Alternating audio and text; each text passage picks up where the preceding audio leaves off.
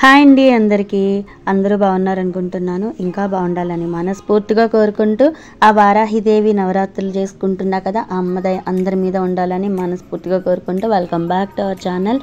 మీ పశ్చిమ గోదావరి అమ్మాయి పద్దు. మీరంతా ఎలా ఉన్నారు ఏంటనేది కింద కామెంట్లో తప్పకుండా మెన్షన్ చేయండి. అలాగే మన వీడియోస్ చూస్తూ ప్రతి ఒక్కరు లైక్ చేసి కామెంట్లు చేస్తున్నారు, చాలా హ్యాపీగా ఉంది. పూజ వీడియో నేను చాలా సింపుల్గా చేసుకుంటున్నా. సో ఆ వీడియోని కూడా ఫాలో అవుతున్న నా ఫాలోవర్స్ అందరికీ కూడా మనస్ఫూర్తిగా చాలా వరకు థ్యాంక్స్ చెప్పుకుంటున్నా అండి. ఈరోజు 5వ రోజు పూజ మీతో షేర్ చేసుకుంటున్నా. ఒక అన్బాక్సింగ్ వీడియో కూడా మీకు షేర్ చేద్దాం అనుకుంటున్నా. సో పూజ వీడియో యాజ్ యూజువల్ అండి. అమ్మవారికి ప్రత్యేకమైన దీపం ఈరోజు మట్టి దీపం వెలిగించుకున్నాను. మట్టి దీపం వెలిగించిన అటు ఇటు దీపాలు వెలిగించడం తప్పకుండా మర్చిపోకుండా వెలిగించుకోవాలి కదండి. అలా వెలిగించుకున్న. యాక్చువల్లీ చెప్పాలంటే నేను పంచమి రోజు పూజ అనమాట మీతో షేర్ చేసుకుంటున్నా. అంటే 5వ రోజు పంచమి వచ్చింది. పంచమి రోజున అందరూ కందదీపం వెలిగిస్తారండి. ఆల్రెడీ నేను శుక్రవారం కందదీపం వెలిగించేసాను కాబట్టి ఈరోజు కందదీపం వెలిగించలేదు. మట్టి ప్రమిదలో దీపం వెలిగించుకొని మీకు చూపిస్తున్నా. అమ్మవారికి ప్రతిరోజు పానకం సమర్పించుకోవాలి కాబట్టి అమ్మవారికి పానకం సమర్పించుకొని ఈరోజు అమ్మవారికి ప్రత్యేకంగా దానిమ్మ పళ్ళు అంటే చాలా ఇష్టం కదండి. దానిమ్మ పళ్ళని నైవేద్యంగా పెట్టా అనమాట. సో ఈ మట్టి ప్రమిదలో దీపాలు 3 అయితే వేసానండి. ఆవు నెయ్యి వేసాను. మీరు ఏదైనా వేసుకోవచ్చు.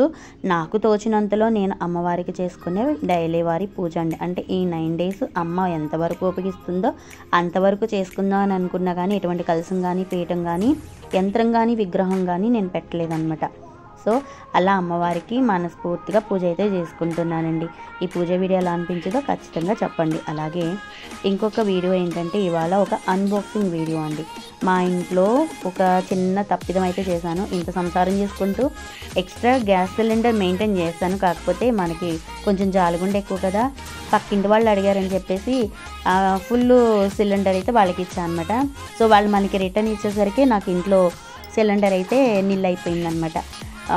సో దానివల్ల నాకు ఎలక్ట్రిక్ రైస్ కుక్కర్ తీయాల్సిన టైం ఇది వచ్చిందనమాట. ఎందుకంటే ఆల్రెడీ రైస్ కడిగి పెట్టేసా స్టవ్ మీద, పాడైపోతుంది కదా. మా వారు వదిలేసే ఆరబెట్టేసే అంటున్నారు, కానీ అలా పాడు చేసేయాలని నాకైతే అనిపించలేదు.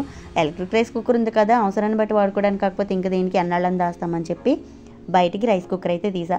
ఇది జైపాన్ వారి కంపెనీ వాళ్ళదండి రైస్ కుక్కర్. ఇది ఇంచుమించు నేను రైస్ కుక్కర్ కొని 8 or 9 years అవుతుందండి. అప్పటి నుంచి కూడా కబోర్డ్లో పెట్టేసి అలా ఉంచేసా.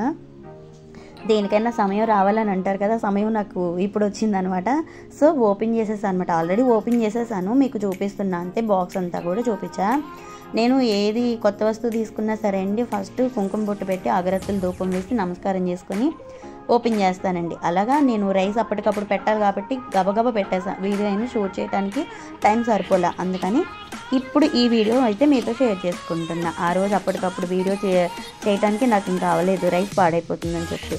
సో నాకు బాగా నచ్చిందండి రైస్ కుక్కర్. ఇది 2-in-1 పర్పస్ అనమాట.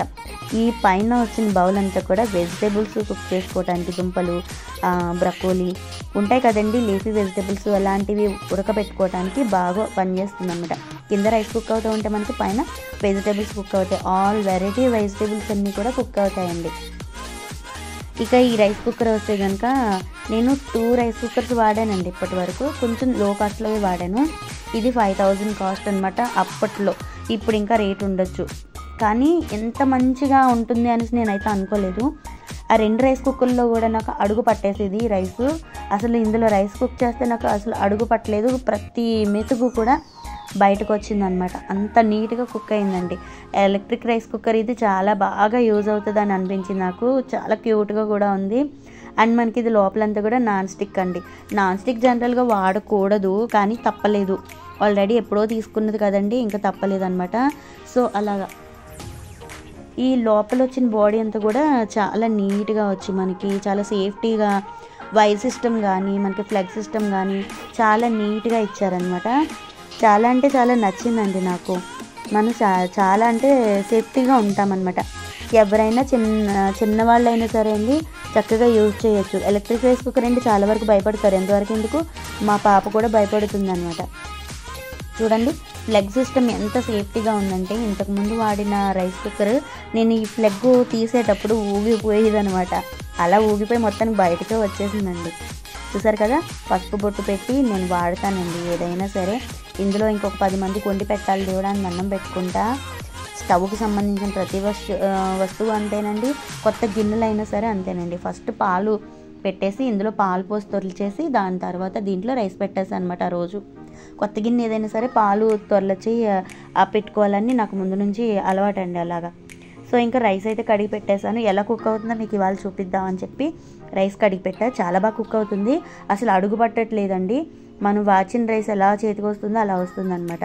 సో నాకు ఇందులో రైస్ వచ్చి 3 గ్లాసులు రైస్ పడుతుందండి. 3 గ్లాసులు అంటే ఇంచుమించు మనకి 3/4 కేజీ రైస్ పడుతుంది అనమాట. 3/4 కేజీ రైస్ తీసుకున్నాను నేను. 3 గ్లాసులు వాటర్ వేసేసాను.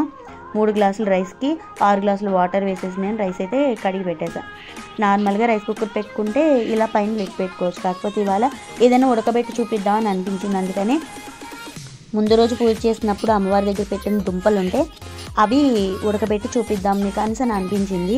సింపుల్గా అసలు ఎలా ఉడుకుతుందో ఏంటో మీకు తెలుస్తుంది కదా. నేను కూడా ఫస్ట్ పెడుతున్న వెజిటేబుల్స్ ఇప్పటి వరకు ఏం పెట్టలేదు. సో అలా దుంపలు పెట్టేసి నేను కుక్ పెట్టేస్తానండి.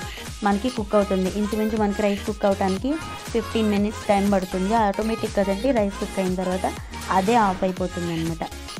చూడండి మనకి కింద రైస్ కుక్ అవుతూ పైన వెజిటేబుల్స్ కుక్ అవుతుంటే మనకి ఎంత పని సేవ్ అవుతుందండి. మనకి టైం అనేది చాలా సేవ్ అవుతుంది. లంచ్ బాక్సులు పెట్టే ప్రతి ఒక్కరికి బాగా యూజ్ అవుతుందండి.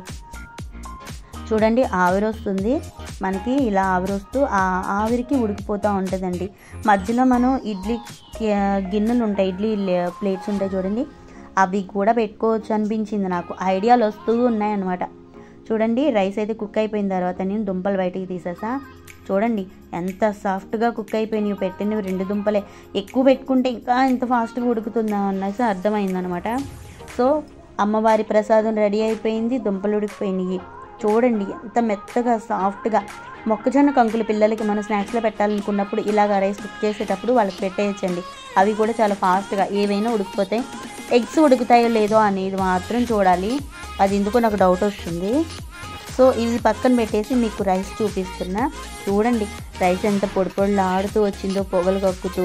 ఇంకో విషయం చెప్పనా, నేను ఈ బాడీలోనే మనం ఆ గిన్నె వదిలేస్తూ ఉంటే కనుక 2 అవర్స్ అలాగ మనకి హీట్ అనేది ఆగుతుందండి. అందులోంచి గిన్నె సపరేట్గా తీసేస్తే కనుక 1 అవర్ మాత్రమే వేడి ఉంటుంది. అప్పటికప్పుడు తినేటప్పుడు వండుకున్నా పర్వాలేదు, 2 అవర్స్ ముందు వండుకున్నా పర్వాలేదండి, హీట్ అయితే బాగానే ఆగుతుంది. సో అదనమాట మా ఇంట్లోకి వచ్చిన కొత్త అతిథి. సో ఇవాళ నేను మీకు వీడియోలో నా పూజా రొటీను షేర్ చేసుకున్నాను. తర్వాత మా కొత్త వంటింట్లోకి వచ్చిన కొత్త అతిథిని కూడా మీతో షేర్ చేసుకున్నా. వంటింట్లో ఒక మూలకి చక్కగా కుదిరిందండి రైస్ కుక్కర్, ఎక్కడ నాకు అడ్డం లేకుండా నీట్గా క్యూట్గా భలే ముచ్చటగా ముద్దుగా ఉంది. అదనమాట ఇవాళ నా వీడియో. ఈ చిన్న ఈ వ్లాగ్ మీకు నచ్చింది, ఇప్పటి వరకు మీరు చూసారు అంటే ఏదో ఒక పాయింట్ ఆఫ్ వ్యూలో మీకు నచ్చే ఉంటుంది కదండి. సో వీడియో నచ్చితే కనుక ఖచ్చితంగా లైక్ చేయండి, మన వీడియోని ఫాలో కండి. ఇంకొక మంచి వీడియోతో వస్తే అందరికీ బాయ్ అండి.